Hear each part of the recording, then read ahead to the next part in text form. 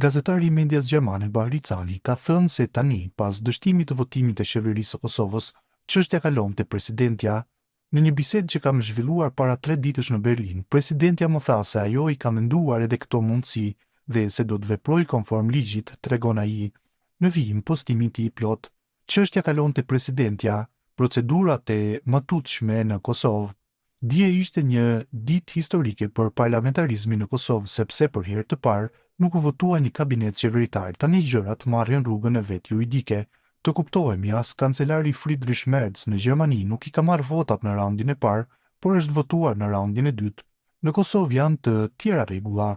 Nëse i nominuari i parë dështon, atëherë presidenti Osmani fton partitë për konsultime dhe brenda 10 ditësh i jep mandatin atij apo asaj që mund të sigurojë votat për qeverinë e re. Me një bisedë që kam zhvilluar para 3 ditësh në Berlin, presidentja më tha se ajo i ka menduar edhe këto mundësi dhe se do të veproj konform ligjit.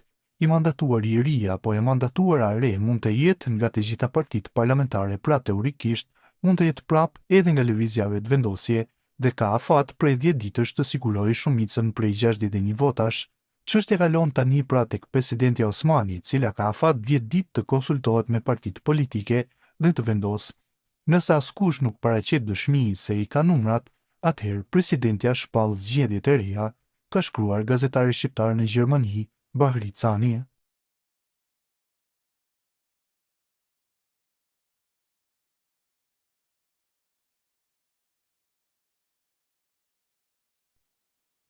Veprimtari Halil Geci ka reaguar ashpër ndaj zhvillimeve të fundit politike, duke paralajmëruar se çdo marrëveshje opozitës me listën serbe do të ketë pasoja serioze.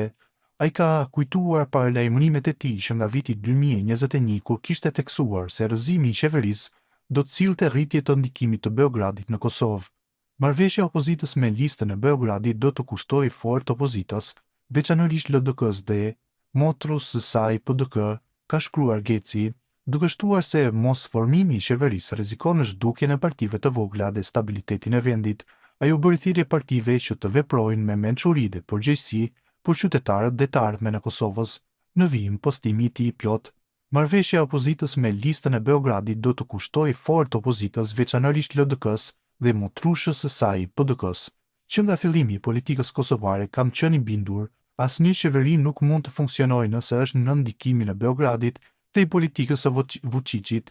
Çdo përpjekje për të synuar këtë realitet do të ketë pasoja të drejtpërdrejta dhe stabilitetin në të ardhmen e Kosovës.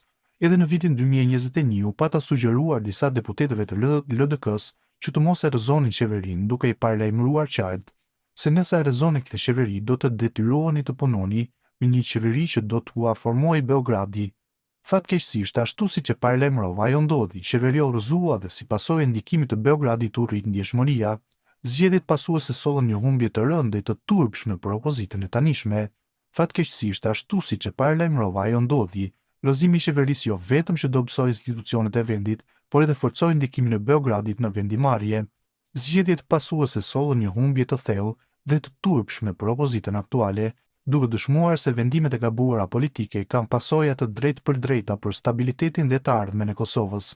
Edhe sot, në tetor 2025, po ju them si në vitin 2021, nëse nuk bashkoheni për të formuar qeverinë, ekziston rreziku real i zhdukjes së partive të vogla. Mos formimi i qeverisë është një ndikim i drejtpërdrejtë i Beogradit në bashkëpunim me LDK-n dhe PDK-n.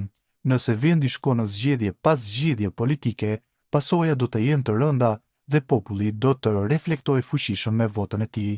Prandaj veproni me mençuri dhe përgjegjësi për stabilitetin, për qytetarët dhe për të ardhmen e Kosovës.